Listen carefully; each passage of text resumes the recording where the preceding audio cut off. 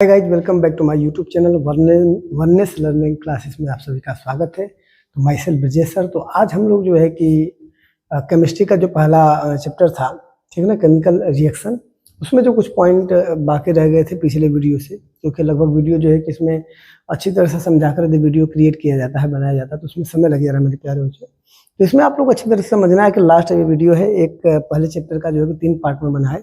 एक छोटा सा पार्ट था, एक जो है लगभग 1 घंटे का लगभग पार्ट है, और ये दूसरा जो है आपका बहुत ज़्यादा बड़ा नहीं होने वाला है, ये बहुत छोटा ही होने वाला है। तो इसमें आइए, उसके बाद जो बचा हुआ जो पॉइंट था उसके बारे में हम यहाँ पर जो अच्छी तरह से समझेंगे, ठीक है। यहाँ पर जो है हम लोग यहाँ पे ऑक्सीकरण रिएक्शन पढ़ेंगे, दूसरा है अपचयन, तीसरा है रेडॉक्स, चौथा है ऑक्सीकारक, अपचायक, और इसके बाद ऑक्सीकरण की संख्या। ये जो बचा हुआ है ये पॉइंट को हम ज़्यादा से ज़्यादा अच्छी तरह समझेंगे, और वीडियो को शेयर सब्सक्राइब करना नहीं भूलिएगा। तो आइए हम फिर चलते हैं, ज़्यादा देर नहीं करते हुए फिर ऑक्सीकरण क्या है इसके बारे में समझते हैं, ठीक है। ऑक्सीकरण क्या है इसके बारे में हम समझते हैं, ठीक है। देखते जाते हैं। इसमें एग्जाम्पलर और न्यूमेरिकल के ही टाइप से सब जो है कि आपका प्रश्न यहाँ पे है, ठीक है। तो शुरुआत होता है यहाँ पर, ये हम ऑक्सीकरण सीखते हैं। क्या है? ऑक्सीकरण। ये हम ऑक्सीकरण सीखते हैं।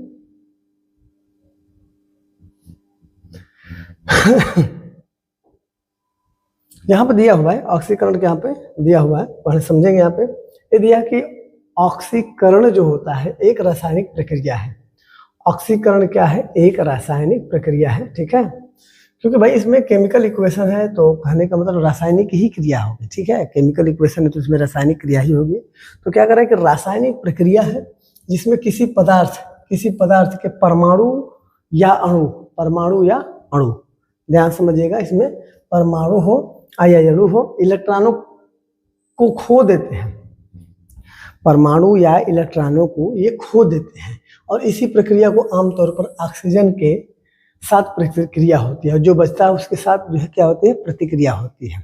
कहने का मतलब है कि ऑक्सीकरण में क्या होता है? रासायनिक प्रक्रिया है। ऑक्सीकरण एक रासायनिक प्रक्रिया है जिसमें किसी पदार्थ के परमाणु या अणु, ठीक है ना, ये खो देते हैं, ठीक है ना। इसी प्रक्रिया को आमतौर पर ऑक्सीजन के साथ प्रक्रिया होती है, ठीक है ना। तो यही चीजें जो होती है क्या कहलाती है? ऑक्सीकरण कहलाता है। आइए इसको एग्जांपल के माध्यम से हम समझ लेते हैं। यहाँ पर दिया हुआ है, जैसे यहाँ पर देख रहे हैं, ऑक्सीडेशन जो रिएक्शन है जिसको ऑक्सीकरण बोलते हैं, ऑक्सीकरण या उपचयन बोलते हैं। ऑक्सीकरण या उपचयन,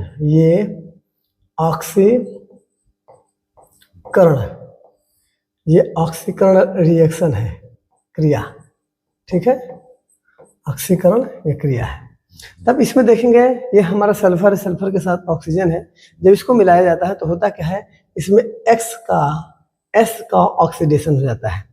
इसमें एस का क्या हो जाता है? ऑक्सीडेशन हो जाता है। अब यहाँ पे N2O2 है, तो यहाँ पे N2O2 है, तो इसमें क्या हो जा रहा है? N का ऑक्सीडेशन हो जा रहा है, मतलब N को खो देता है, ठीक है। N को देखिए, N को खो दिया है कि नहीं। अब देखिए यहाँ पर क्या है? N जो है यहाँ पर जो है कि यहाँ पर 2 N है, 2 O2 है, तो 2NO तो हो गया। तो यहाँ पर N का ऑक्सीडेशन हो जाता है, ये कहने का मतलब है। यहाँ पे C+O2 है, तो यहाँ पे C का ऑक्सीडेशन हो जाता है, मतलब C के साथ इसका ऑक्सीडेशन मतलब प्रक्रिया हो जाती है। मतलब क्या होता है कि जब ये क्रिया होती है तो इनके बीच जो है कि अपना C को ये ऑक्सीडेशन करके निकाल देते हैं, खो देते हैं। ये याद रखिएगा, क्रिया में क्या आते हैं? कार्बन जो है कि C को ये खो देते हैं। इसमें क्या करता है? नाइट्रोजन को ये खो देता है। खो देने का मतलब छोड़ देता है, ठीक है।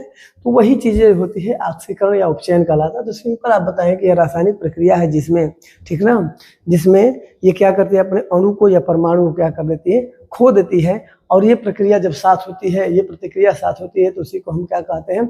एडिशन ऑफ ऑक्सीजन या कोल्ड ऑक्सीडेशन की क्रिया कहते हैं, या ऑक्सीकरण, ठीक है ना, या उपचयन की अभिक्रिया कहते हैं, ठीक है ना। ऑक्सीकरण या उपचयन की अभिक्रिया कहते हैं। कहने का मतलब मेरे प्यारे बच्चों यहाँ पर ध्यान दीजिए, ऑक्सी की बात कर रहा ना, तो इसमें O हमेशा रहेगा, ऑक्सीजन इसमें हमेशा रहेगा, ठीक है ना। और ये अस्थाई रहेगा। ये क्या रहेगा? अस्थाई रहेगा। ये नहीं गायब होगा, ये नहीं हटने वाला है, क्योंकि जब इसकी क्रिया है तो फिर वो कहाँ रहेगा? मतलब कह रहे हैं कि जो किसी घर, कोई नया घर लिया है और घर का मालिक है, पूजा हो रहा है, तो उसका तो होना जरूरी है, वो रहेगा तभी तो पूजा होगी। तो कहने का मतलब ये है कि ये चीज़ें जो होती है यहाँ पर, ये ऑक्सीकरण होना ही जरूरी है। इसमें ये चीजें अस्थायी बनी रहेगी, ऑक्सीजन अस्थायी बना रहेगा। खोना है तो इनको खोना है, ये N जाएगा, C जाएगा और S जाएगा, ठीक है। तो ये चीजें जाएंगे, जैसे मतलब कहने का मतलब जो मेहमान आए हैं तो वो मेहमान रहेंगे जब तक पूजा हो रही है, और फिर पूजा होने के बाद वो क्या चले, अपने अपने घर चले जाएंगे। तो सेम समझिए कि इस तरह से ये मेहमान है N2 और C, और ये क्या हो जाते हैं, ये चीजें ऑक्सीडेशन हो जाती है, इनके साथ क्रिया हो जाती है, चली जाती है। तो सेम ये प्रक्रिया होती है। आइए हम आगे की तरफ बढ़ते हैं। अब इस तरह से यहाँ पे आगे था संयोजन अभिक्रिया, हमने पढ़ा है। इसमें रासायनिक प्रक्रियाओं के प्रकार में अपघटन अभिक्रिया, विस्थापन अभिक्रिया, उष्माशोषी एवं उष्माक्षेपी अभिक्रियाएं, ऑक्सीकरण या अपचयन अभिक्रिया हमने क्या किया है, इसके माध्यम से जो है कि हमने पीछे वाले वीडियो में अच्छी तरह से इसको एक्सप्लेन भी किया था, अच्छी तरह से आपने समझा भी है, तो ये हमने पढ़ा है। लेकिन इसमें जो कुछ पॉइंट था जो छूट गया था, वो पॉइंट जो है कि अभी आप इसको इसमें जो है क्या किया जाएगा, समझाया जाएगा, ठीक है, बताया जाएगा। अब यहाँ पर देखते हैं, आप अगला पॉइंट देखते हैं। यहाँ पे कह रहा है कि ये ऑक्सीकरण के गुण क्या होते हैं, इसको समझ जाएंगे। ऑक्सीकरण के गुण क्या होते हैं, ठीक है, ऑक्सीकरण के गुण पढ़ेंगे। ये ऑक्सीकरण के गुण क्या होते हैं, इनके बारे में भाई कुछ न कुछ क्रिया तो होगी, कुछ न कुछ गुण तो होगा, है ना। तो यहाँ पर देखेंगे, यहाँ पर ध्यान पे अच्छी तरह से। तो इलेक्ट्रॉनों का इसमें नुकसान होता है पहला, क्योंकि जब खो दे रहा है तो इसमें इलेक्ट्रॉनों का नुकसान होता है। तो किसी तत्व, यौगिक या अणु का इलेक्ट्रॉनों को खोना, ये इसका गुण होता है। ऑक्सीजन का जोड़ना, मतलब किसी पदार्थ के साथ ऑक्सीजन क्या हो जाता है, जुड़ जाता है, किसी पदार्थ के साथ ऑक्सीजन जुड़ जाता है, लेकिन ये जो होता है इलेक्ट्रॉनों को नुकसान कर देता है, वो खो देता है, ठीक है ना। तो इस तरह से जो है मेरे प्यारे बच्चों ऑक्सीकरण के गुण होता है। जैसे यहाँ पे देख रहे हैं कॉपर है, T2Cu है, ये सॉलिड है, यहाँ पे सॉलिड दिखा रहा है, ये कॉपर है, ठीक है ना, और ये ऑक्सीजन है। जब इनकी क्रिया हो रही है तो क्रिया होने के बाद इसमें उष्मा दी जाती है, हीटिंग दिया जा रहा है, ये हीटिंग दिया जा रहा है, उष्मा दी जा रही है। तो ये 2CuO क्या हो जाता है, 2CuO हो जाता है। ये 2CuO हो जाता है, इसमें सल्फर बन जाता है। तो इसमें ध्यान देने वाली बात है, इसमें ऑक्सीजन की वृद्धि हो गई है, इसमें ऑक्सीजन की क्या हो गई है, वृद्धि हो गई है। इसलिए ऑक्सीजन की जब वृद्धि हो जाती है तो ये क्रिया जो होता है इसमें कह रहा है कि ऑक्सीजन क्या हो जाता है, जब जुड़ जाता है तो बढ़ जाता है, ये ऑक्सीजन इसमें क्या हो जाता है, बढ़ जाता है, ठीक ना। तो ये वृद्धि हो जाना, ये जो प्रक्रिया क्या कहलाती है, यही इसका गुण होता है कि ऑक्सीजन इसमें बढ़ जाता है। और इसके बाद जो अदर जो है इसमें एलिमेंट होते हैं और यौगिक रहते हैं तो क्या हो जाते हैं, गायब हो जाते हैं। तीसरा पॉइंट हम समझेंगे, हाइड्रोजन का हटना। किसी पदार्थ से हाइड्रोजन क्या हो जाता है, निकल जाता है, किसी पदार्थ से हाइड्रोजन क्या हो जाता है, निकल जाता है कि नहीं, निकल जाता है। तो इस तरह से जैसे ZnH2SO4 है, यहाँ पर दिया है, यहाँ पर हम पढ़ेंगे Zn दिया है, Zn जिंक है, H2SO4 है, जब इसमें मिलाया जाता है तो ये ZnSO4 आता है। देखिए हाइड्रोजन यहाँ पे क्या हो जाता है, सॉरी यहाँ पे हाइड्रोजन क्या हो जा रहा है, निकल जा रहा है, ठीक है। यहाँ पर मेरे प्यारे बच्चों हाइड्रोजन क्या हो जा रहा है, यहाँ पे हाइड्रोजन देखिए ये निकल जा रहा है, ये हाइड्रोजन रिमूव हो जा रहा है, निकल जा रहा है, निकल जा रहा है, ठीक है ना। हाइड्रोजन क्या हो जा रहा है, निकल जा रहा है। तो इस तरह से कहने का मतलब हो रहा है कि जैसे भाड़े पर रूम देते हैं ना, हम भाड़े पर जब रूम देते हैं तो एक जब उसमें कोई बंदा पहले से रहता है तो जब आप उसको देना होता है तो फिर वो निकल जाता है, फिर इसके बाद दूसरे को आप उसमें फिर रखते हैं। तो ऐसे सेम है, यहाँ पर जब क्रिया होती है तो क्रिया होने के बाद ये अस्थायी रह जाता है और ये चीज़ें निकल जाती है। तो इस तरह से जो है कि इसके गुण होते हैं, उस गुण को आप आसानी से याद कर सकते हैं, इतना भारी नहीं है, बहुत आसान तरीके से दिया हुआ है, आप इसको समझ सकते हैं, ठीक है ना। तो ये इसके गुण होते हैं, ऑक्सीकरण के गुण ये थे, ठीक है ना। ऑक्सीकरण क्या था, गुण ये था, ठीक है। अब आगे की तरफ समझेंगे, आगे का जो है पॉइंट हम समझेंगे, देखेंगे इसमें आगे का पॉइंट क्या है, ठीक है। तो ये चीज़ें हमारी हो चुकी है। अब यहाँ पर जो है हम क्या करेंगे, अब यहाँ पे करेंगे, हम समझेंगे इसको। यहाँ पे ऑक्सीकरण अवस्था में वृद्धि क्या होती है, अगला इसका गुण है ऑक्सीकरण अवस्था में वृद्धि। जब ऑक्सीकरण होता है तो इसकी अवस्थाओं में वृद्धि होती है, बढ़ता है, ठीक है ना। ऑक्सीकरण अवस्थाओं में क्या होती है, ये वृद्धि होती है। उस तत्व की ऑक्सीडेशन संख्या, उस जो है तत्व की ऑक्सीडेशन संख्या में वृद्धि होती है। ऑक्सीडेशन संख्या में वृद्धि का मतलब ये समझिए कि +2 जैसे आयन होते हैं, ठीक है ना, ये बढ़ने का मतलब होता है +2 आयन, ये वृद्धि हो जाएगी, ठीक है ना, ये वृद्धि हो जाएगी। और जहाँ पे हास्य होता है, हास्य होता है तो हास्य का मतलब हो जाता है वो नुकसान होना, मतलब ये -2 हो जाएगा, इस तरह से -3 हो जाएगा, -4 हो जाएगा, इस तरह से अलग अलग जो है क्या होती है इसमें जो है कि कम और ज़्यादा होता है, तो इस तरह से प्रक्रिया होती है। इसमें विद्युत ऋणात्मक तत्वों का अनुपात में वृद्धि होती है। विद्युत ऋणात्मक जो है ना, नेगेटिव जो होता है, नेगेटिव जो उसमें चार्ज होते हैं, जो नेगेटिव उसमें पॉइंट होता है उसमें वृद्धि होगी, जैसे -2 -3 -4 -5 ऐसे बढ़ता जाएगा। इसमें छठवां पढ़ेंगे हम, इसमें विद्युत धनात्मक होता है। याद रखिए, इसमें विद्युत क्या होता है, धनात्मक होता है। उसके तत्वों के अनुपात में कमी होती है, सेम उल्टा होता है। इसमें वृद्धि होती है तो इसमें क्या हो जाता है, कमी हो रहा है। इसमें धनात्मक कमी होगी, उसमें ऋणात्मक की वृद्धि होगी। सातवां पॉइंट है कि इसमें इलेक्ट्रॉन का त्याग होता है। इसमें इलेक्ट्रॉन का क्या होता है, त्याग होता है, ठीक है ना। ये पॉइंट है। लॉस ऑफ इलेक्ट्रॉन, इसमें क्या होता है, loss of electron is equal to oxidation. जब ऑक्सीडेशन की प्रक्रिया होगी तो ऑक्सीडेशन की प्रक्रिया में क्या होती है, इलेक्ट्रॉन लॉस होते हैं, ठीक है ना। तो ये इसका नियम रहा है, ये पॉइंट रहा। आप उसको जो है कि अच्छी तरह समझ सकते हैं। अच्छी तरह समझ करके इसको याद कर लीजिएगा, जो आपको एग्जामिनेशन में आने के समय में ये आपकी तैयारी में बहुत हेल्पफुल होगा, ठीक है ना। अच्छे से अच्छे मार्क आप गेन कर सकते हैं। अच्छे से अच्छे मार्क यदि प्राप्त करेंगे जब आप मेहनत करेंगे, if you work hard then, ठीक है ना। जब आप वर्क हार्ड करेंगे तो आपको सफलता जो है कि 100% मिलनी है। कहते हैं ना कि रोने से तकदीर नहीं बदलती है और वक्त से पहले रात नहीं ढलती है। रोने से तकदीर नहीं बदलती है, वक्त से पहले रात नहीं ढलती है। कामयाबी मिलती है आंसू, मगर कामयाबी सड़कों पर गिरी नहीं मिलती है। तो इसके लिए सड़कों पर तो गिरी मिलेगी नहीं, तो आपको क्या करना पड़ेगा, मेहनत करना पड़ेगा। तो आइए, हम इस पॉइंट को हमने देख लिया, इसको अच्छी तरह से हमने समझ लिया है। अब आगे की तरफ चलते हैं, ठीक है ना। आगे की तरफ हम चलकर इसको समझेंगे पॉइंट को। अब ये देखिए, अवकरण होता है, इसको समझना हमें। अवकरण या अपचयन क्या कहलाता है, अवकरण या अपचयन क्या कहलाता है, इसको समझना है। ये अवकरण हो गया और ये अपचयन हो गया। तो ये क्रिया क्या होती है, रिडक्शन होता है। इसमें रिडक्शन होता है। रिडक्शन का मतलब ये होता है अवकरण, ठीक है ना। रिडक्शन होता है। इसमें देखते हैं क्या होता है। तो यह प्रक्रिया ऑक्सीकरण के विपरीत होती है। यह क्रिया ऑक्सीकरण के विपरीत होती है। मतलब उसमें क्या था, इलेक्ट्रॉन जो था ना, इलेक्ट्रॉन कम हो रहा था ना, इलेक्ट्रॉन क्या हो जाता, खो देता था। उसमें जो था पहले था उसमें इलेक्ट्रॉन खो देता था, लेकिन इसमें इलेक्ट्रॉन खोना नहीं है। ये क्या कहते हैं, ये उसके विपरीत लिखेंगे, लिख देंगे कि इस प्रक्रिया में इलेक्ट्रॉन क्या करता है, खोता नहीं, वो प्राप्त करता है। इलेक्ट्रॉन क्या करता है, प्राप्त करता है। तो जब इलेक्ट्रॉन प्राप्त करता है तो यह प्रक्रिया क्या करती है, अवकरण या अपचयन कहलाती है। वो उपचयन था या अपचयन था। कभी कभी डेफिनेशन जो है ना, कभी कभी डेफिनेशन आपको उपचयन और अपचयन करके आएगा। तो मेरे प्यारे बच्चों, जब उपचयन अपचयन करके आएगा तो इसमें सिंपल जो है घबराना नहीं है। आपको पास डेफिनेशन बहुत आसान है, आप अच्छी तरह से इसमें लिख सकते हैं, ठीक है ना।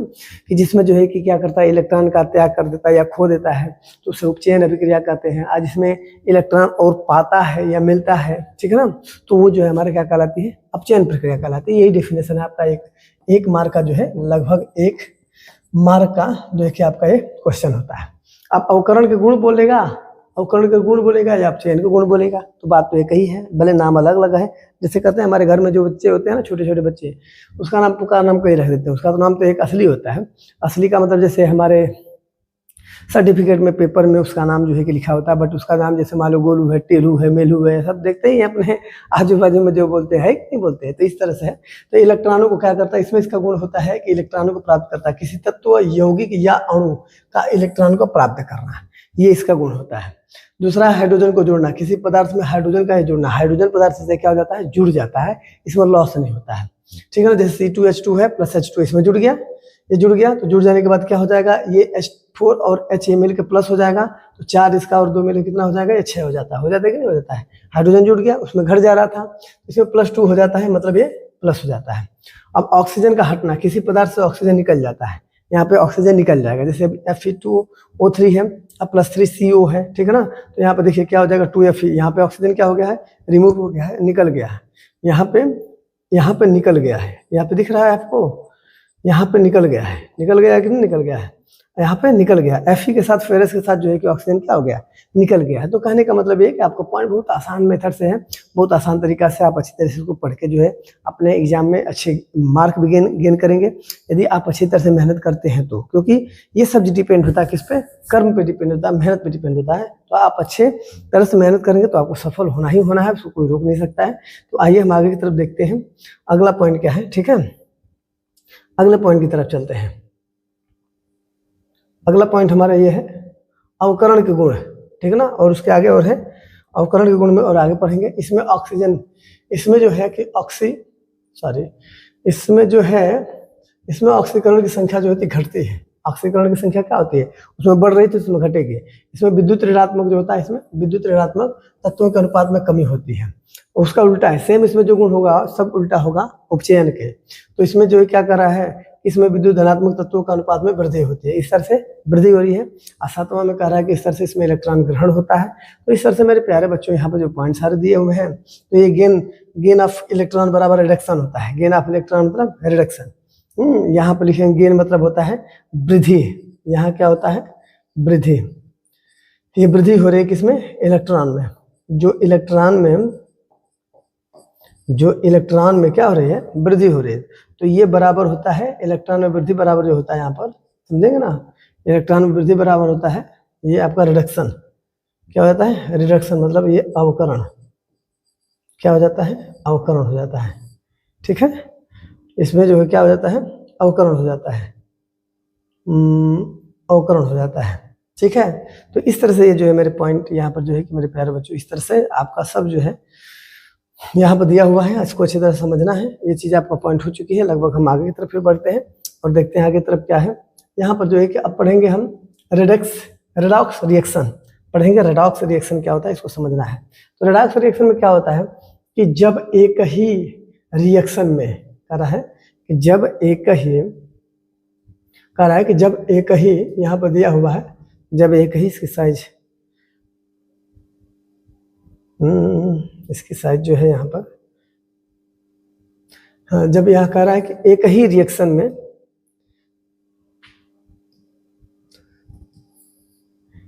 जब एक ही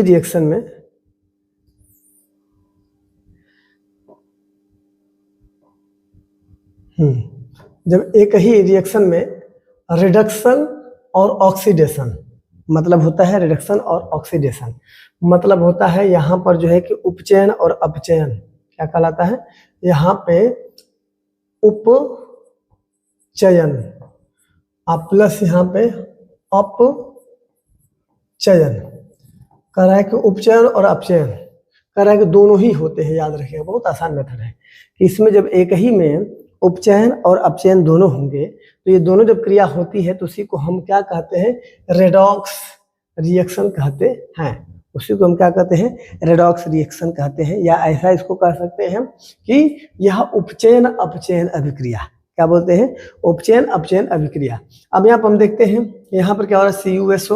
CuO है, ये आपका सॉलिड है, ठीक ना, ये ठोस है। H2 ये G फॉर गैस है। ये क्या होता है? ये गैस होता है, ठीक ना, ये गैस होता है। और ये जो होता है ठोस होता है, ठीक ना। ये पहले भी बताया गया कि इस तरह से रहेगा कहीं सिंबल तो इसको ठोस कहेंगे। अब क्या होता है? इसको उष्मा दी जा रही है, गर्म किया जा रहा है।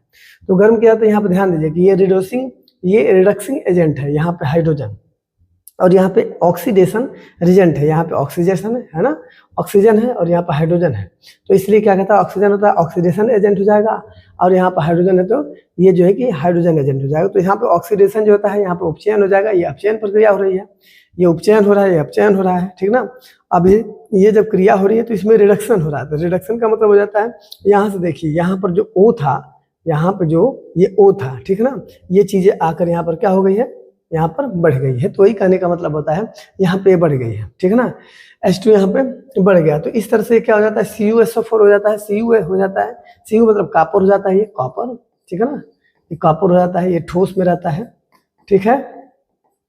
और यहाँ पे जो कि H2O ये जल बन जाता है। जल क्या हो जाता है? लिक्विड फॉर्म में होता है, इसलिए इसको क्या है कि L लिखा गया है। तो कहने का मतलब होता है कि ऐसी प्रक्रियाओं में जब आप देखते हैं, ऐसी प्रक्रियाओं में जब आप देखेंगे तो यहाँ पर ऑक्सीडेशन इक्वल टू होता है रिड्यूसिंग एजेंट हो जाता है, ठीक है ना। और यहाँ पे जो रिडक्शन जो होता है ये ऑक्सीडेशन एजेंट हो जाता है। मतलब एक दूसरे के जो है क्या होते हैं, मतलब ये मतलब दोनों प्रक्रिया इसमें होती है। ऑक्सीडेशन मतलब रिड्यूसिंग एजेंट और रिडक्शन का मतलब ऑक्सीडेशन एजेंट। तो ये प्रक्रिया होती है, ठीक है ना। इसमें उपचयन और अपचयन की प्रक्रिया दोनों होती है, और इसी को उपचयन और अपचयन की प्रक्रिया होने को ही हम क्या कहते हैं? यहाँ पर रिडॉक्स रिएक्शन कहा जाता है, या उपचयन अपचयन अभिक्रिया कही जाती है। आइए रिडॉक्स अभिक्रिया को हम अच्छी तरह से एक बार और समझ लें, ठीक है ना।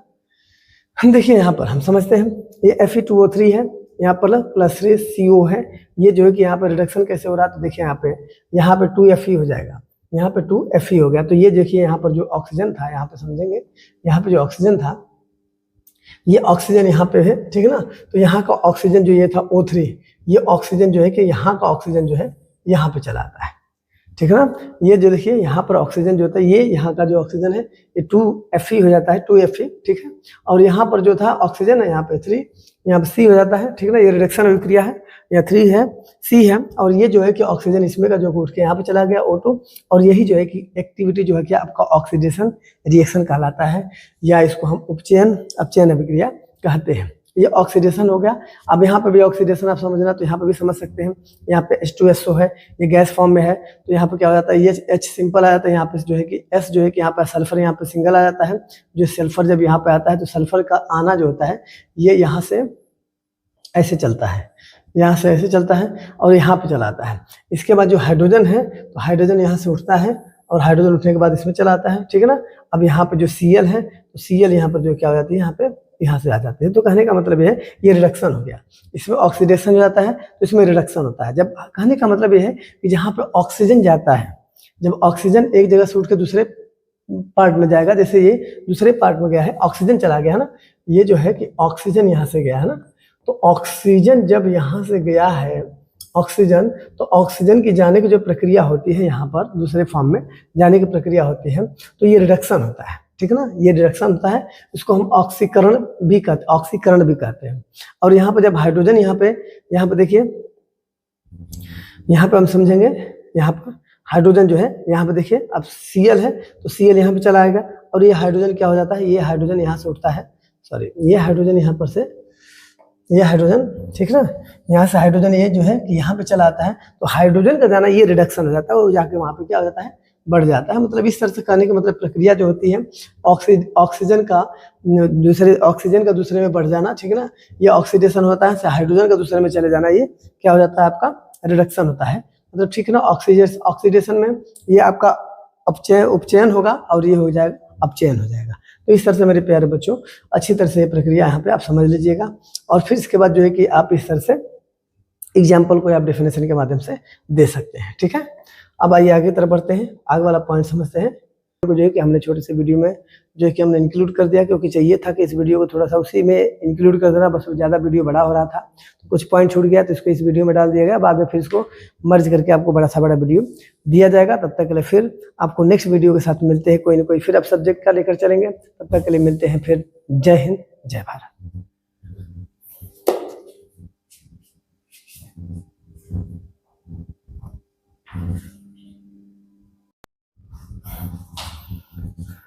तो मेरे प्यारे बच्चों यहाँ पर हम समझेंगे ऑक्सीकरण संख्या क्या होती है, ठीक है ना।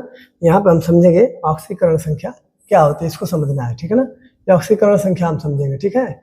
यहाँ पर ऑक्सीकरण संख्या कैसे होती है, किसी पदार्थ पर उपस्थित उसके आवेशों, या ध्यान रखिएगा ये आवेश की बात कर रहा है, ये किसकी बात कर रहा है, आवेश की बात कर रहा है। तो आवेश जो इस पर होगी, तो आवेशों की जो संख्या होती है उसकी ऑक्सीकरण संख्या होती है। ये याद रखिएगा, जो आवेश होगा ना, जो आवेश होगा, आवेश ही जो है उसके ऑक्सीकरण की संख्या होगी। तो कह रहा है किसी पदार्थ पर उपस्थित, ये दिया है उपस्थित, किसी पदार्थ पर उपस्थित उसके आवेश, ठीक है ना, उपस्थित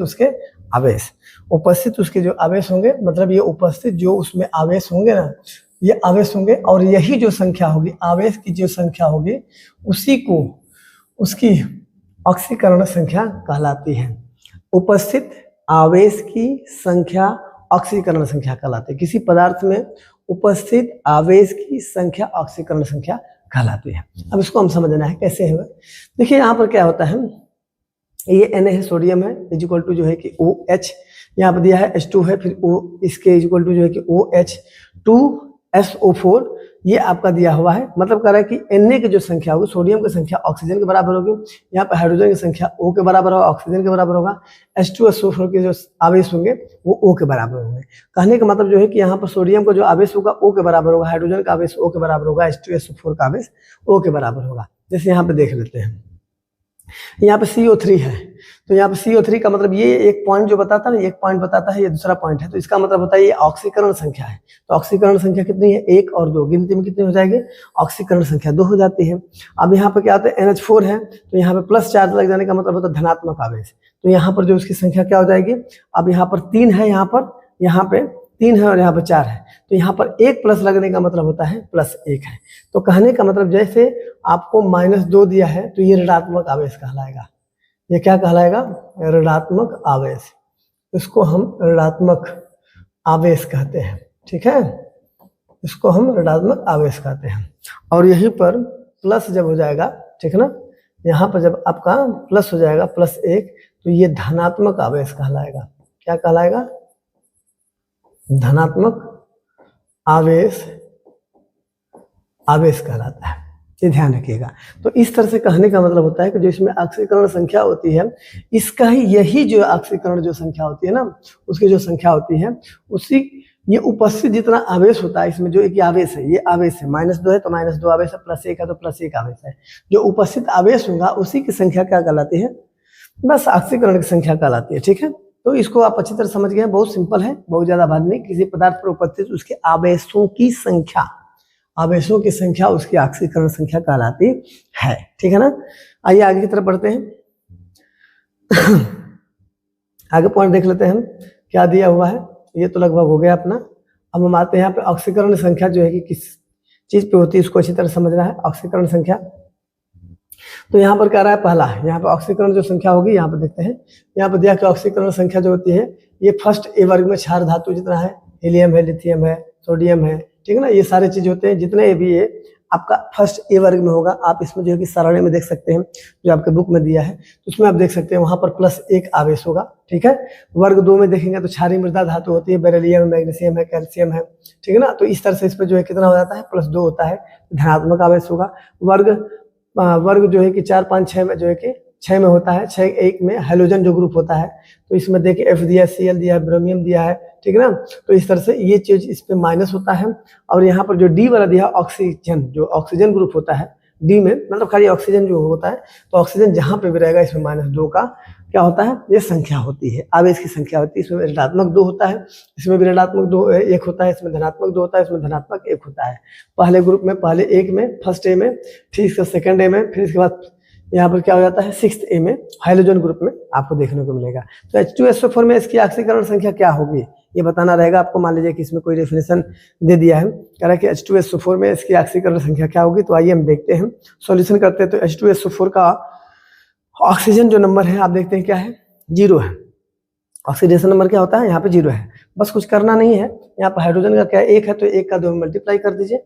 यहाँ पे क्या करेंगे, ये जो हाइड्रोजन का 1 होता है, हाइड्रोजन क्या होता है, 1 होता है, हाइड्रोजन का यहाँ पे 1 होता है, तो 1 का इस 2 में गुणा कर देते हैं। 1 का 2 में क्या करते हैं, सॉरी ये तो बहुत पीछे हो गया यार, इसमें ये है, यहाँ पे क्या करेंगे, 1 का यहाँ पर जो है ना, जो यहाँ पर दिया होता है, ये 1 का जो है गुणा कर दिया जाता है।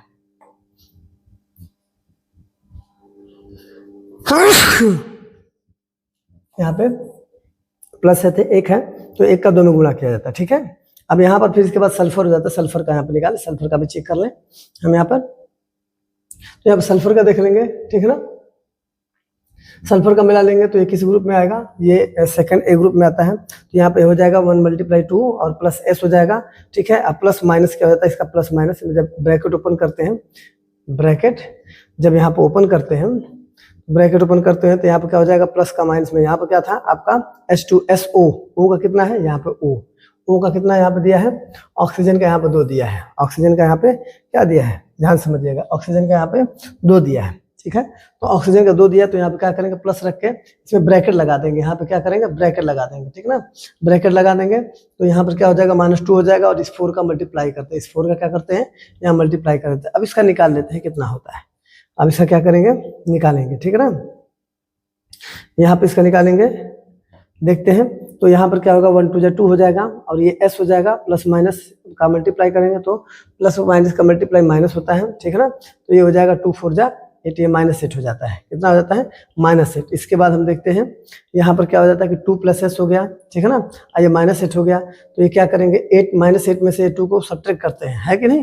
ये घटता है ना, ये -8 में से 2 सब्ट्रैक्ट हो जाता है, क्या हो जाएगा यहाँ पर, ये -6 हो जाएगा। यहाँ पर माइनस का वैल्यू ज्यादा है, जैसे यहाँ पर कहने का मतलब ये है, ये ध्यान समझ सकते हैं, ये आपको समझा दिया जा रहा है। जैसे यहाँ पर मैं संख्या ले रहा हूँ, ठीक है, यहाँ पर 1 × 2 है, और हमको सल्फर का निकालना है। ठीक है ना, सल्फर का निकालना है, तो प्लस ये 2 हो जाएगा, 2 हो जाएगा, और मल्टीप्लाई क्या हो जाता है, -2 हो जाता है, क्योंकि यहाँ पर -2 दिया है, तो इसी को हम रखेंगे यहाँ पे। और इसके बाद जो है कि आपका ये 4 दिया है, तो ये 4 का मल्टीप्लाई 4 है, गुणा कर देंगे, और 0 से तुलना करेंगे, इससे तुलना करेंगे 0 से, तो 1 × 2 हो जाएगा, प्लस ये एस हो जाएगा, प्लस माइनस माइनस हो जाएगा, -8 हो जाएगा, बराबर 0 हो जाएगा। ये -8 में से 2 को सब्ट्रैक्ट करेंगे तो -6 हो जाएगा, प्लस एस हो जाएगा। तो 0 आएगा तो 6 को यहाँ पे ट्रांसफर करेंगे, और ट्रांसफर करेंगे तो क्या हो जाएगा, एस यहाँ पे इसका मान निकालेंगे तो एस जाके यहाँ पे +6 हो जाएगा। तो मेरे प्यारे बच्चों, इस तरह से जो है कि इसका सल्फर का वैल्यू आपको निकालना था। सल्फर का वैल्यू आपने क्या किया, यहाँ पर याद कर लिया। तो इस तरह से बहुत सारे जो है कि एलिमेंट्स रहेंगे, उनके जो है कि निकालना रहेगा, तो आप उसका आंसर जो है कि इस तरह से आप हल कर सकते हैं, उसके वैल्यू को और आंसर को याद ला सकते हैं, ठीक है ना। अब यहाँ पर देखते हैं कि ऑक्सीकरण संख्या क्या होती है, इसको समझ लेते हैं। यहाँ पे ऑक्सीकरण संख्या क्या होती है, पहले आप इसके बारे में थोड़ा सा नियम समझ लेते हैं। तो यहाँ का तत्व के नाम क्या है, ऑक्सीडेशन नंबर, इसका निकालने का नियम क्या होता है, ऑक्सीकरण संख्या के निकालने का नंबर क्या होता है। यहाँ पर देखिए तत्व के नाम है, ये वर्ग ए है, फर्स्ट, यहाँ पे वर्ग में दे दिया है। फर्स्ट वर्ग में देखते हैं तो ये फर्स्ट वर्ग में क्षार धातु होती है, ठीक है ना। इसको हम ऐसे हटा देते हैं। ये फर्स्ट में क्षार धातु होता है, हीलियम, लिथियम, सोडियम, ठीक है ना। यहाँ पे पोटेशियम ऐसे करके है, तो इसका जो है कि क्या हो जाता है, ये +1 होता है। ये सेकंड वर्ग में क्षारीय मृदा जितने धातु उसमें से +2 होता है, जो पहले था। इसके बाद जो है कि इसमें हैलोजन है, हैलोजन ग्रुप में जो होता है कि हैलोजन ग्रुप का -1 होता है, और उसके बाद ऑक्सीकरण में जो इसका -2 होता है। ये तो नियम अपने पढ़ा है, इसके पहले ही पढ़ा है, कोई बात नहीं। तो आगे की तरफ बढ़ते हैं, ये चीज़ें हमने देख लिया है, इसको आप समझ सकते हैं। आगे की तरफ बढ़ते हैं, ठीक है। अब इसको सॉल्यूशन देखते हैं, इसमें कैसे जो है कि सॉल्यूशन कैसे रहेगा, इसको मिला लेते हैं, ठीक है। अब यहाँ पर देख लेते हैं, ये है आपका, देख लेते हैं यहाँ पर दिया है KMnO4 में Mn का, किसका निकालना है, Mn का। KMnO4 में क्या निकालना है, Mn का निकालना। तो Mn का ऑक्सीडेशन नंबर क्या होगा, इसको निकालना। तो किस तरह से निकालेंगे, आइए देखते हैं। तो यहाँ पर दिया है KMnO4 का जो ऑक्सीडेशन नंबर 0 है, तो यहाँ पर जब 0 है तो इसके बाद इसका निकालना है Mn का। तो सिंपल क्या करना है, कुछ नहीं करना है। यहाँ पर K का वैल्यू यहाँ पर पहले उसमें दिया हुआ है, K का वैल्यू इसमें देखिए A +1 है, तो +1 यहाँ पर K की वैल्यू रख देंगे। Mn का निकालना ही है, तो Mn का निकालना हटा दीजिए। O का कितना हो जाएगा, O का -2 है, तो -2 ब्रैकेट लग जाएगा, यहाँ पर ब्रैकेट लगा दीजिएगा। ब्रैकेट लगा के -2 और यहाँ पे 4 है, ठीक है ना। तो 4 का मल्टीप्लाई कर देंगे तो 1 + Mn -2 हो जाएगा। -2 है तो -2 का जो है कि -2 का 4 में गुणा करें तो 4 दूनी 8 हो जाएगा, -8 हो जाएगा। तो Mn का निकालेंगे तो 8 में से कितना आ जाएगा, ये घट जाएगा। 8 में से क्या हो जाता है, ये घट जाता है। तब 8 में से 1 निकल जाएगा तो कितना हो जाएगा, ये 7 हो जाता है। तो यहाँ पर 7 हो जाएगा। जब 75 करते हैं, Mn का वैल्यू निकालते हैं, यहाँ पर जैसे यहाँ पर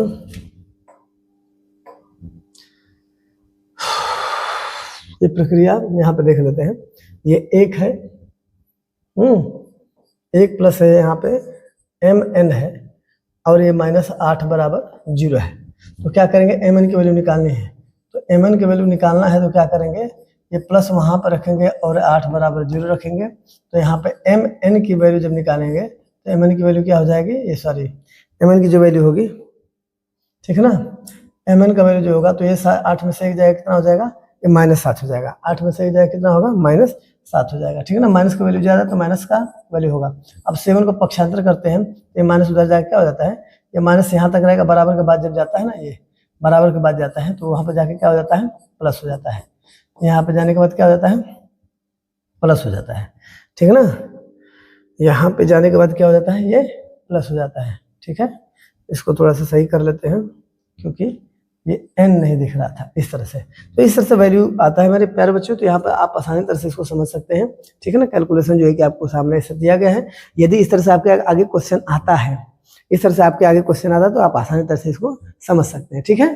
तो इस तरह से करने का मतलब है कि इसका वैल्यू निकालने के लिए आपको तरीका यहाँ पर बता दिया गया है, नियम बता दिए गए हैं। अब ऐसे जो है कि आपको आगे दिया गया है ये सब चीज़, ऐसे क्वेश्चन आपको इस तरह से पॉइंट दिया रहेगा। अब इसमें K2Cr2O7 में Cr की संख्या निकालिए। किसका संख्या निकालना है, Cr की संख्या, ठीक है। Cr का संख्या मतलब Cr की संख्या वो नहीं, कितने Cr हैं। Cr वो जो हमारे जैकॉल होते हैं, जो जंगल में पाए जाते हैं। तो गांव में, आम गांव में भी आप देखते हैं तो हुआ हुआ क्या हुआ करते हैं कि नहीं करते हैं। तो वो Cr की संख्या निकालिए। ये Cr जो है कि हमारे यहाँ पर क्या है, एलिमेंट का नेम है।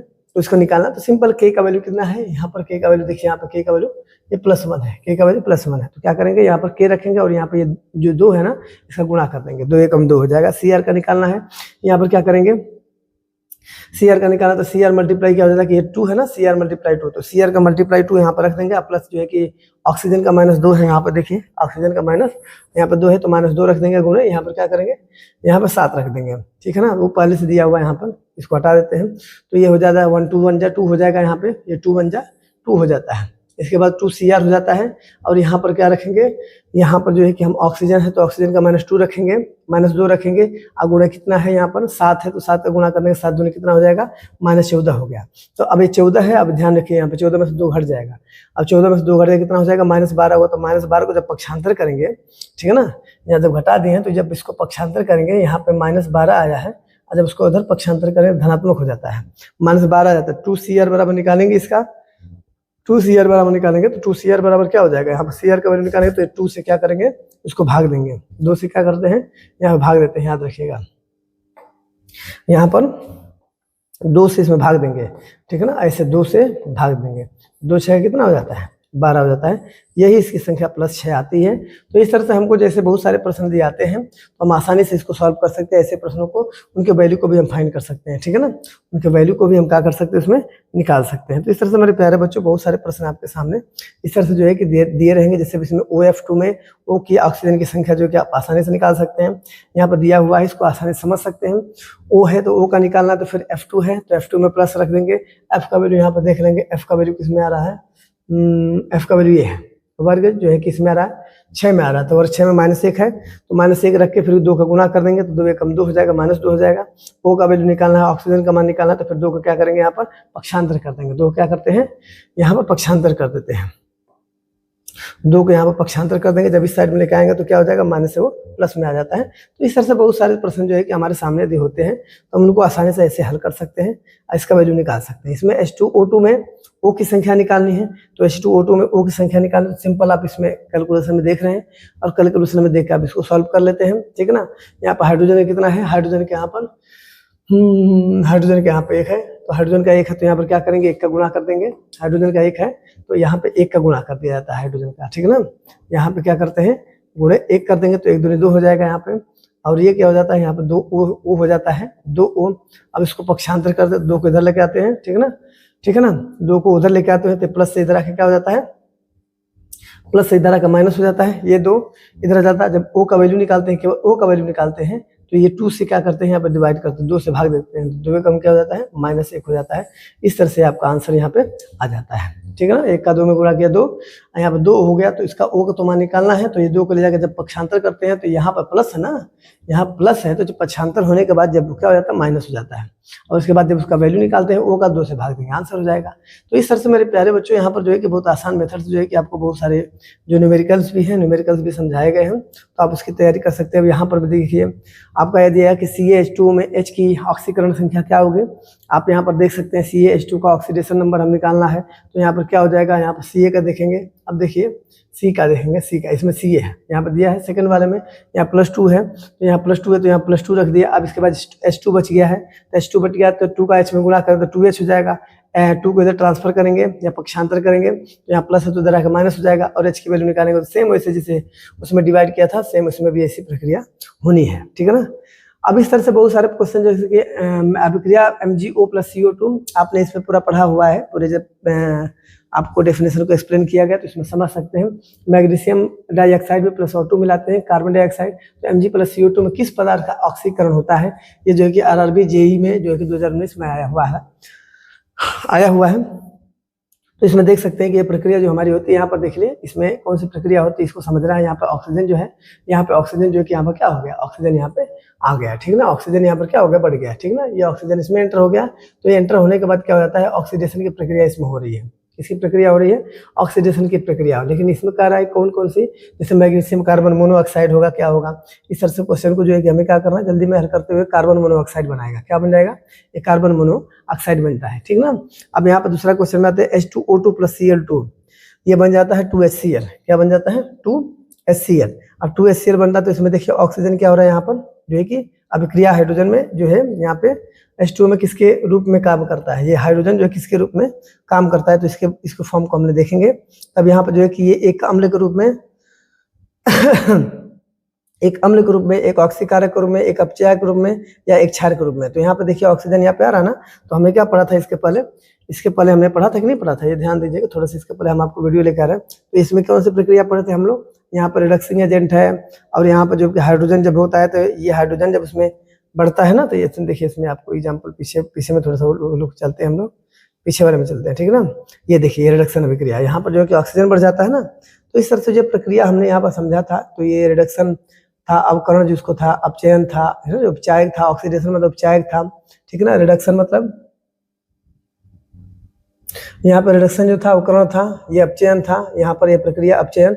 आइए उपचायक, जहाँ पे ऑक्सीडेशन एजेंट होते हैं उपचायक होता है, जहाँ पे ऑक्सीडेशन एजेंट होता है उपचायक होता है, और जहाँ पर रिडक्शन होता है वो अवकरण या अपचयन होता है। ये पीछे पढ़े हैं, बस आपको यही क्या करना है, इसमें बताना है कि प्रक्रिया कौन सी होती है। तो ये एक अपचायक के रूप में होता है, यहाँ पे ऑक्सीजन जो होती है ना, ऑक्सीजन यहाँ पे छोड़ देता है, ऑक्सीजन यहाँ पे खो देता है, यहाँ से ऑक्सीजन खो जाता है, इधर चला जाता है, ठीक है ना।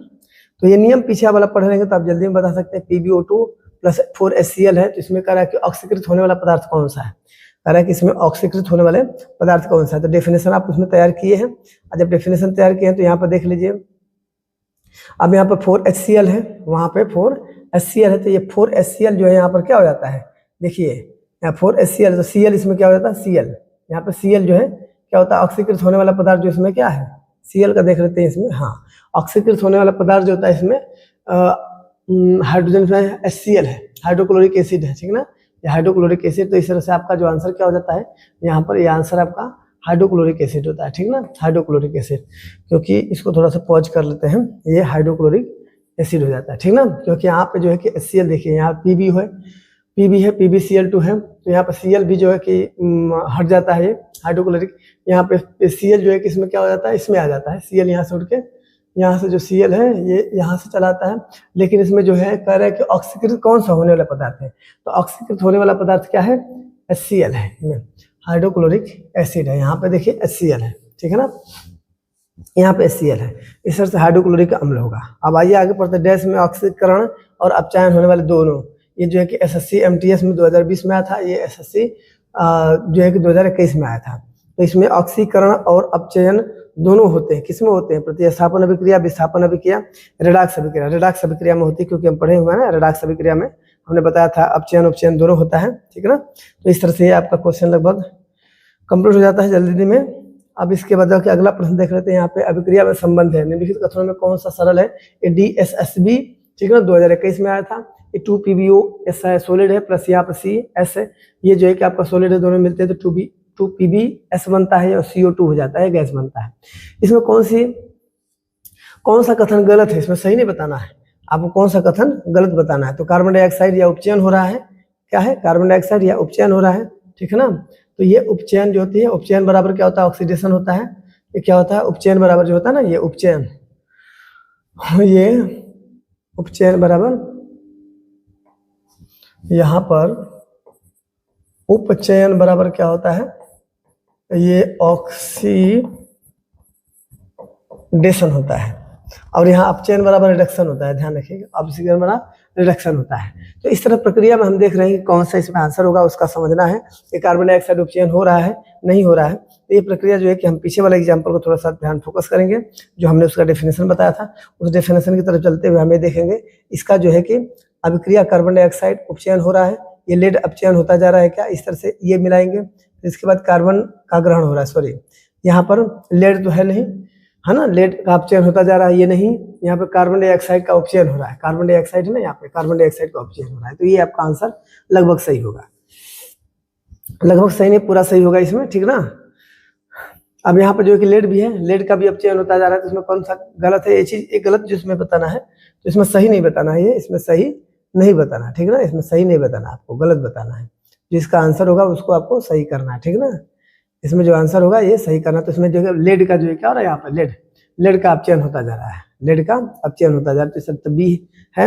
आपका यहाँ पर दिया कि लेड ऑक्साइड अपचयन होता जा रहा है, इसमें जो है कि ए और सी, इसमें ऑप्शन दिया, नीचे दिया, देखिए ना, ये चीज इसमें नीचे दिया हुआ कि ए और सी करे कि लेड का अपचयन होता जा रहा है, कार्बन का उपचयन हो गया है, लेड ऑक्साइड अपचयन हो रहा है। तो यहाँ पे ए और सी दिया है, बी और सी दिया है, ए और बी दिया है, ए बी और सी दिया है, तीनों इसमें दिया हुआ। इसमें आंसर कौन सा होगा, ये आंसर इसमें ए और बी होगा, ठीक है ना। इसमें आंसर क्या होगा आपका, ये ए और बी होगा, ये आंसर होगा,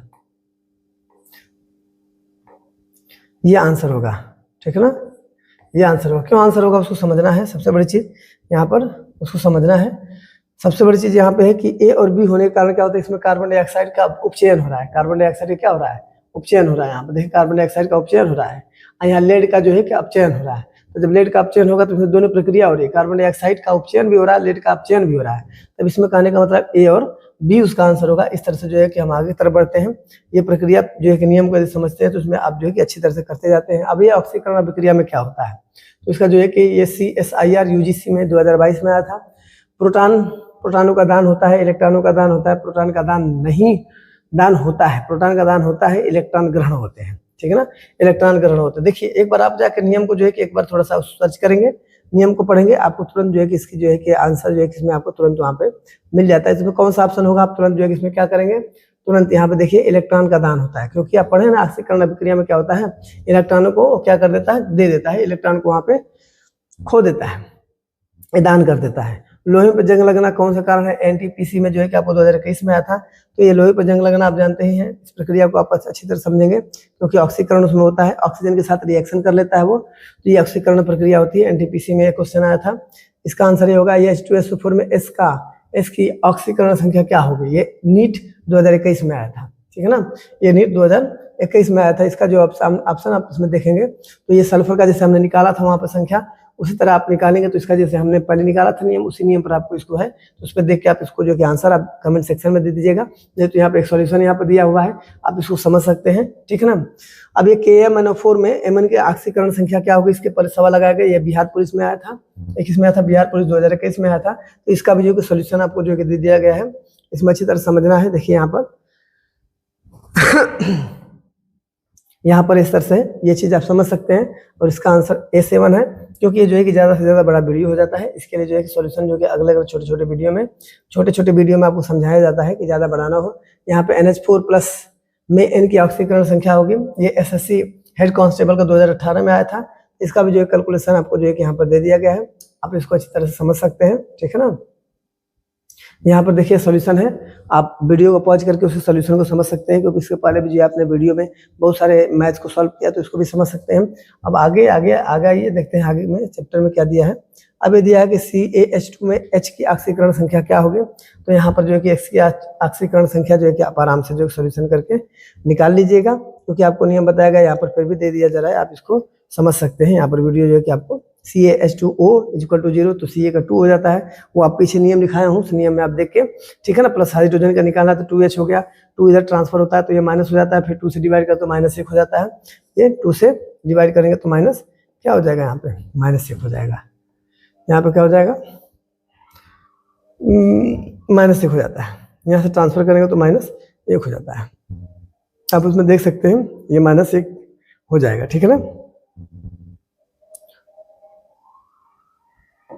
यहाँ पर क्या होता है, ये माइनस आपका 1 हो जाएगा, ठीक है। यहाँ पर क्या होता है, ये 2 को यहाँ पर ट्रांसफर करेंगे, 2 को ट्रांसफर करते हैं तो यहाँ पर क्या होता है, ये आपका -2 हो जाता है, तो भाग देंगे, इसमें 2 से भाग देंगे, कट जाएगा, तो ये आपका -1 हो जाता है। इस तरह से प्रक्रिया है, ठीक है ना।